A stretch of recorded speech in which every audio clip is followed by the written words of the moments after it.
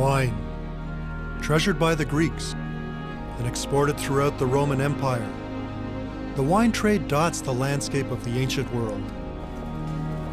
Throughout history, the art of the grape has been celebrated, and its development mirrors the development of commerce and civilization.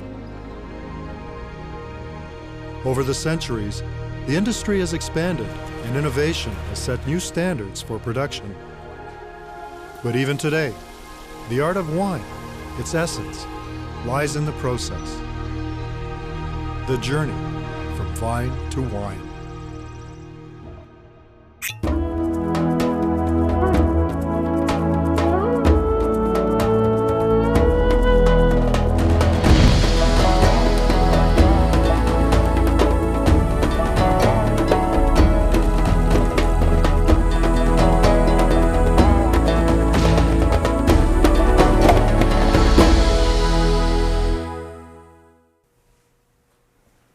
Wine. It can hold different meanings for each of us. For some, it's a simple beverage to be enjoyed at mealtime. For others, it's a commodity, something sought after and collected. Yet for many, wine remains intimidating. And it doesn't have to be. After all, it's only fermented grape juice. Hi, I'm Michael Fagan. In this episode, we're going to travel to some of the finest wine regions of the world, where we'll meet the winemakers and discover the secrets of winemaking and the magic of the grape.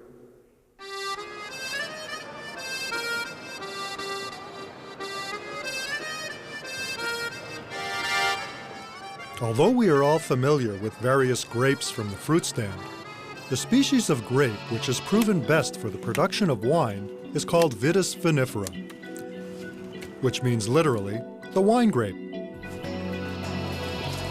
Whether Chardonnay, Cabernet Sauvignon, or Pinot Noir, virtually all wine grapes used today stem from Vitis vinifera, called the noble grape. Most wine grapes are grown in two belts around the globe, between 30 and 50 degrees latitude, north and south. These regions have the temperate climate and moderate rainfall the grapes need to flourish. The cycle also includes a beneficial winter season because grapevines need a time to rest between crops. Now, it's not just a matter of geography. Selection of a proper site and the skill of the growers and winemakers will determine the character of the finished wine. There is an innate factor, which is the terroir, which is the location. You name it. And the place where you grow vines. And then there are acquired factors which are at least as important. And the work of people who have just developed viticulture in that first identified the place as potentially extremely rewarding and then worked on it in order to produce wine. Traditionally, grapes were grown in tracts of land that were left over when better soils were used to farm grain and vegetable produce. Today, many of the world's grape growers believe that poor soil produces their best fruit. You have to find unhospitable, very low in nutrients type of soil. The roots, which will actually drive the roots to go very, very deep. That's where quality starts. So the roots have really to go down and as down as possible to get the real sap, the minerals. And in fact, they have to fight together.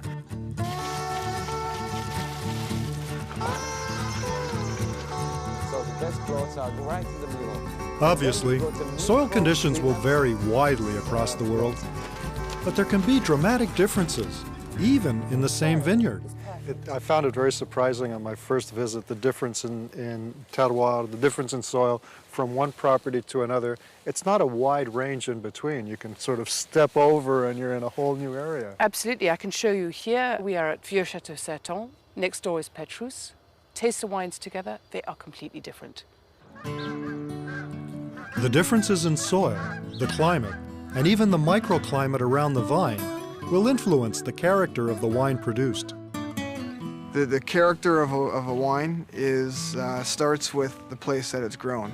And Different soil types and microclimates produce different qualities, some better than others and some more interesting than others. And you're always trying to highlight the best potential qualities that a given site or soil can give you.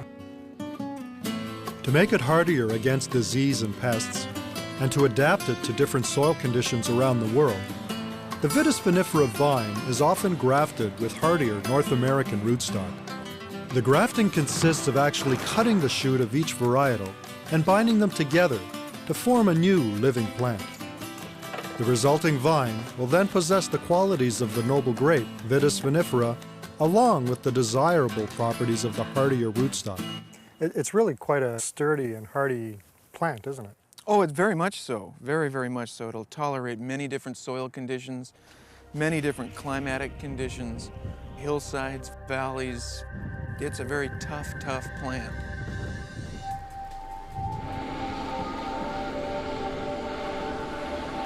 Once a new vineyard site has been selected and cleared, the grafted vines are planted. This comes after careful analysis of the many growing conditions, all of which are included in the French word terroir. Terroir means not only the ground in which the grapes are grown, but also the atmosphere, the aspect, the weather around, and the drainage. It takes into account all kinds of aspects about how that grape was grown. So this is Merlot? Yes. In grape growing, there are no overnight miracles. Rarely is there a usable harvest before the third year's crop, and growers will wait decades for the vine to yield its highest quality fruit. Well, there's a saying in winedom that says that the older the vine, the better the wine. And when they're healthy, that's absolutely true. Older vineyards care for their fruit differently than, say, teenage vines, in that they will shift their energy away from creating vegetation to looking after the fruit at a slightly earlier time, and then they don't race to maturity. And so that's something that we find gives better flavor, more complexity, and more density. And it's basically comes down to the longer a vine is in the ground, the more extensive a root system it can develop. And what happens is the deeper and more extensive that root system is, the more access the vine has to other things in the soil.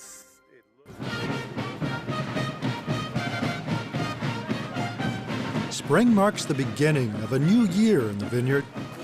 Here, in France's Alsace region, the beginning of the growing season is celebrated with the procession of Saint-Urbain, the patron saint of the growers.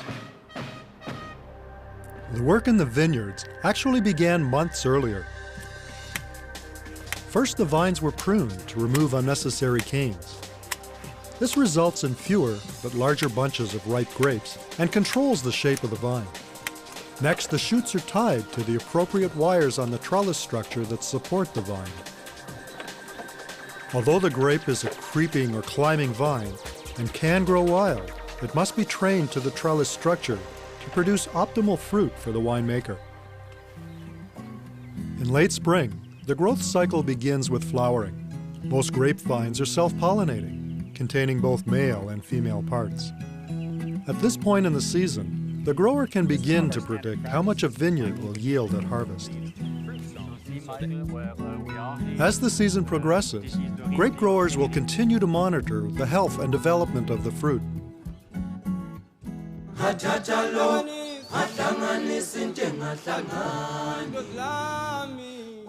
The grower's objective is to improve the yield and overall quality of the fruit by maintaining good ventilation within the vine and managing the fruit's exposure to the sun. In drier climates, grape growers depend on irrigation for the survival of their vines. This control over water supply can have a distinct advantage, allowing them to regulate the moisture a plant receives and making them less vulnerable to erratic weather conditions. If you irrigate, you're not battling what Mother Nature is throwing at you all the time, so you're putting on very exacting amounts of water, which really help you to dial in your wine styles, your grape styles out in the vineyard. Often, the spraying of fungicides, herbicides, and pesticides are necessary to control disease and pests. Their use, however, must be discontinued well before the harvest. So this is the Bonterra vineyard? There is an alternative, however, used in virtually all parts of the wine world. Some growers employ organic viticultural practices to combat pests and disease. Well, what organic means in the production of wine, making wine, is that in our grape growing, we're not using any synthetic chemicals, no pesticides, herbicides, or fertilizers. The whole approach is prevention. So in the case of an insect population, we plant things between the grapes, daikon radish, bell beans, oats, all kinds of things that provide nectar, that attract predatory insects, and that keeps our insect populations down. It's moving. Insect pests are also controlled in other ways. We need to put some lights out. Here, pheromones are placed in the vineyard to disrupt insect pest reproduction and protect the vine. Throughout the entire growing season, a process called canopy management is employed. The vines need to be constantly trimmed to reduce excess vegetation. This hedging directs all the vine's energy to where it'll do the most good, into the grapes. Also, leaves that have grown up around the grape bunches may be removed to allow more sunshine onto the fruit for better ripening. At various stages of growth, immature grape clusters will also be removed to direct more nutrients to the remaining bunches. This is called the green harvest. The first thing we do is to cut off those green berries.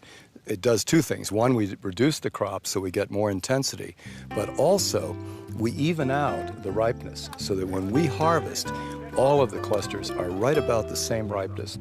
Had you come here 30 years ago, people would have touched the vine twice, pruning and harvesting. That was it. Today, pruning is much more serious than ever before, which is the most important element. As autumn approaches, the grapes begin to ripen, changing from the hard green berries to yellow-green, pink, and soft blue colors of ripe grapes. This transitional stage, called veraison, is a time when more sugar will be produced and stored within the berries.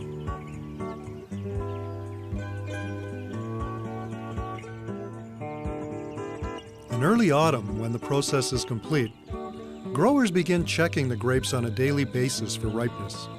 What they're looking for is an optimal balance between sugars and acid within the grapes.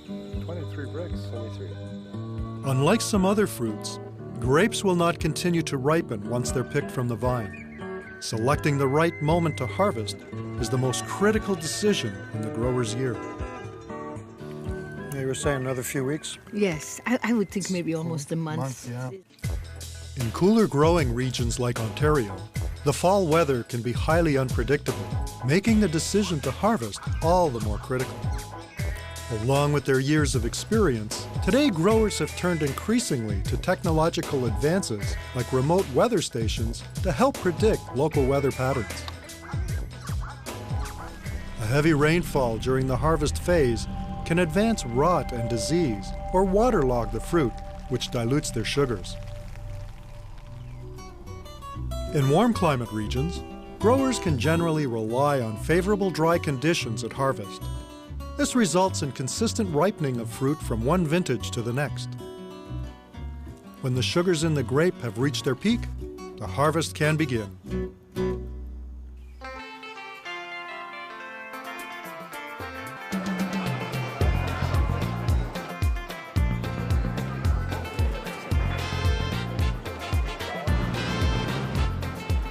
While the vineyards of the north are blanketed under snow, the warm months of February and March mark the harvest in the southern hemisphere. This is a time of frenzied activity as communities come together to make the year's wine. Everyone participates here. This is the culmination of months of hard work in the vineyards and a race to collect the fruit at its peak. For many producers, the best method for selecting and picking grapes is manual harvesting, a process as old as winemaking itself. Crews of pickers will move from row to row, cutting grape bunches off the vine with shears. In the Bordeaux region of France, where many wineries have achieved an almost legendary status, only the highest quality fruit is hand-picked, leaving any inferior grapes behind. But when it comes to the immense vineyards necessary for large-scale production, mechanical harvesters are unmatched in efficiency. First developed in the 60s, the mechanical harvester has replaced hand-picking in the majority of the world's vineyards today. These machines straddle the rows of vines, gently shaking the grapes loose. Their hoppers are then emptied into bins for transport to the wineries. The arrival of the fruit at the winery marks an important transition in the winemaking process. The grower, who's nurtured the grapes to fruition throughout the season, must place his bounty in the trust of the winemaker. The winemaker will now transform the fruit through vinification into finished wine.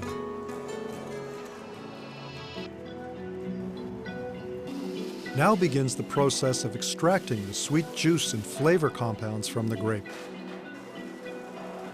First, the stalks are removed by passing through a crusher destemmer that also lightly cracks the skin of the grapes. Unlike the reds, white wine grapes are transferred directly to a wine press. Exerting gradual pressure on the grapes, the press separates the liquid from the solid matter.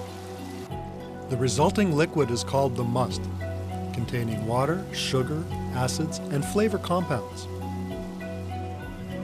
At every step in the process, random tests are performed to assess sugar levels, acidity, and pH that gauge the overall quality of the juice. The must is pumped into tanks for fermentation. The tanks are made from a variety of materials, ranging from stainless steel to traditional wood to lined concrete. They are usually geared to the size of a winery's production, ranging from giant industrial containers to the small vats housed within boutique wineries. Here, the must starts to ferment. Cultured yeast is added, which more efficiently converts the sugars into alcohol. Fermentation of white wine takes place at cooler temperatures than red, and the process can last for up to 3 weeks. The cooler temperatures within the tanks aid in preserving the delicate fruit flavors that distinguish white wines. But these tanks can also be used for extreme cooling, in a process called cold stabilization. The temperature inside the tank drops well below zero to crystallize the naturally occurring tartaric acid onto the tank walls. If left in the bottle, these harmless crystals, sometimes called wine diamonds, could be perceived as a quality defect. An interesting fact is that the juice from most grapes, even red grapes, is white. For this reason, white wines can be made from red grapes. Champagne is a good example. Champagne is a blended wine, usually made from Pinot Noir, Pinot Meunier, and Chardonnay grapes. But how is red wine made from white juice? So where does all the color come from? All the color is in the skins, and about 95% of the flavonoids.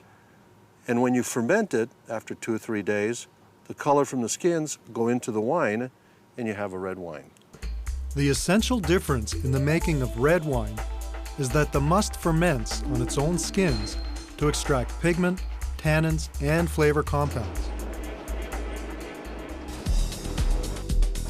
As with whites, red wine making begins with the grapes passing through a crusher destemmer. The grapes are not pressed though. Instead, both skins and juices are pumped into a vessel together for fermentation.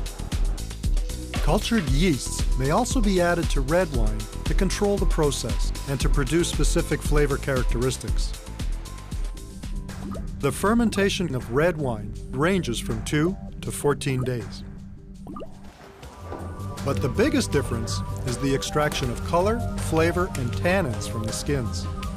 Called maceration, the longer the skins are left to soak in their must, the more intense the wine will become. As red grapes ferment, their skins rise to the top, forming a cap or crust. Traditionally, the cap is frequently punched down, extracting more from the skins. Alternately, in a process called pumping over, wine will be drawn from the bottom of the tank and pumped over the skins to achieve the same results. When the winemaker is satisfied with the color and concentration of the wine, the liquid, now called free-run wine, is separated from the skins in the tank. Now it's ready to remove the juice and press the skin.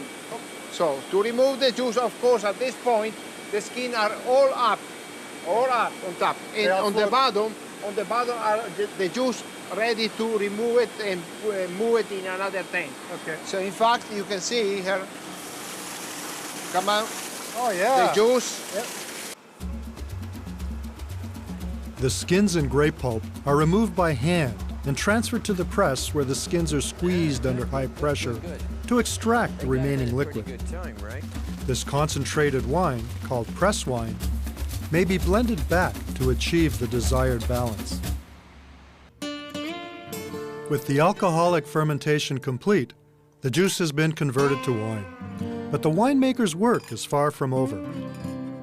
The acid content of any wine must be in balance. At this point, many wines go through another phase called malolactic fermentation.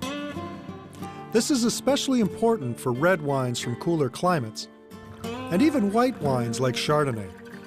Malolactic fermentation it's a conversion with bacteria as the catalyst for it that converts malic acid to lactic acid. Lactic is a weaker acid and provides then a softer effect in the mouth. Some wines you want that to happen. Most reds you want to be softer in the mouth, a little richer. Some whites, some Chardonnays. But on the other hand, some whites like Riesling, you want to avoid the malolactic fermentation because it creates more complexity.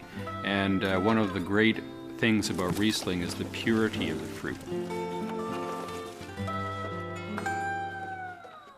This cellar is from the 16th century. And now the aging process begins, where the wine's final flavors will begin to transform and develop.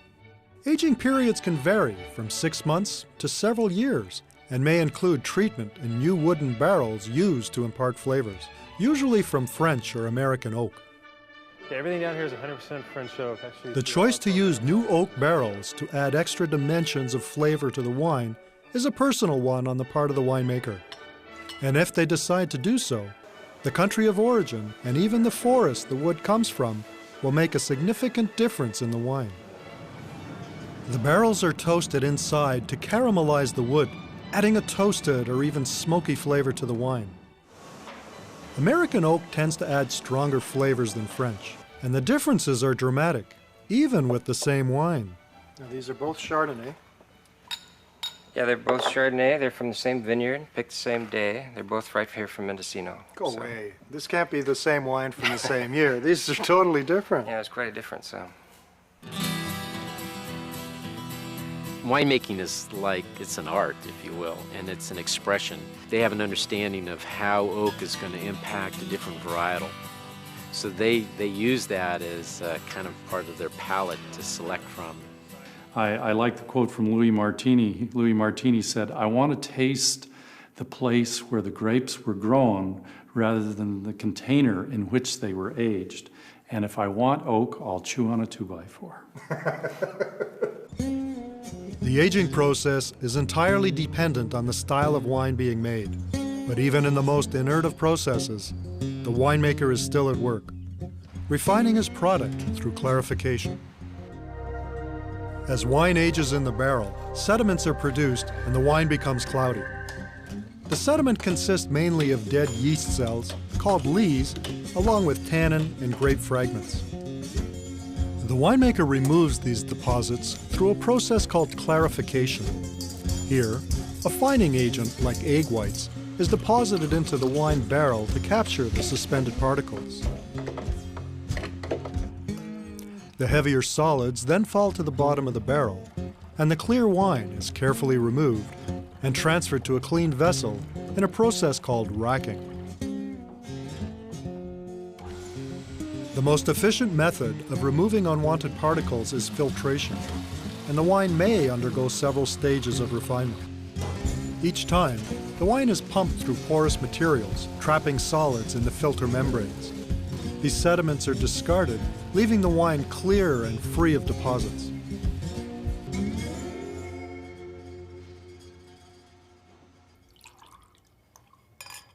Every wine has its own character, a unique personality based on varietal type, the vineyard location, and the vintage year. But these subtle variations can challenge a winemaker who's expected to deliver consistent wine styles from one year to the next. In a process called blending, the winemaker will combine wines from different vineyards or grape varieties to achieve a consistent complementary blend. You can have very ripe vintages, very dry vintages, and so by using blendings, you are just adding to the wine what is the most or the better expression of the variety for a vintage.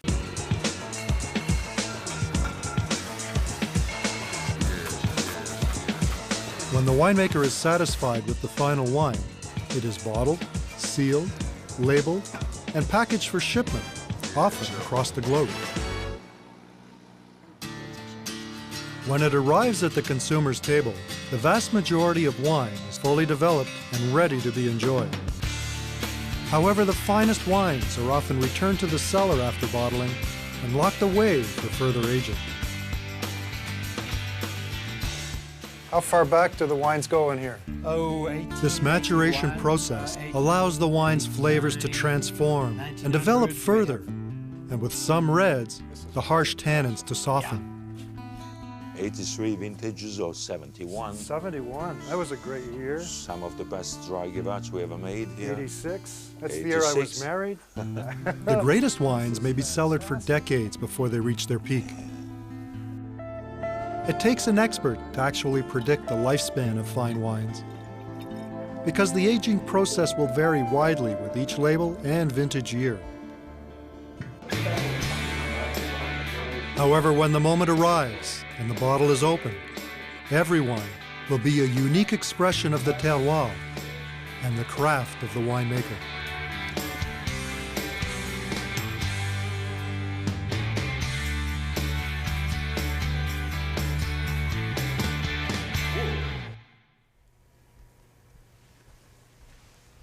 Wine. From simple beginnings, it evokes such a wide range of emotions. For the collector, the enthusiast, and the novice, there's an appreciation for the winemaker's craft that takes simple fruit and transforms it into a complex and fragrant beverage. Every bottle has a story to tell, and it's the memory of that journey from vine to wine that we celebrate in every glass that we raise. No bid. City back here, no city back. $1,000 more. $1,000 more. City back here, no city back. 17,000 now. 18,000 now. Give me 19,000 now. Stopping and do follow me.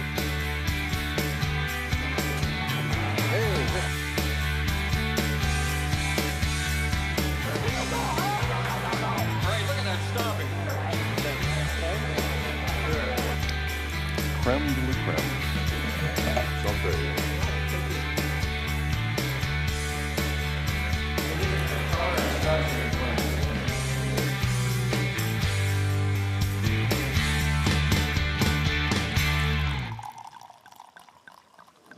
To your good health. Thank you. Salud. Chin chin. Chin chin.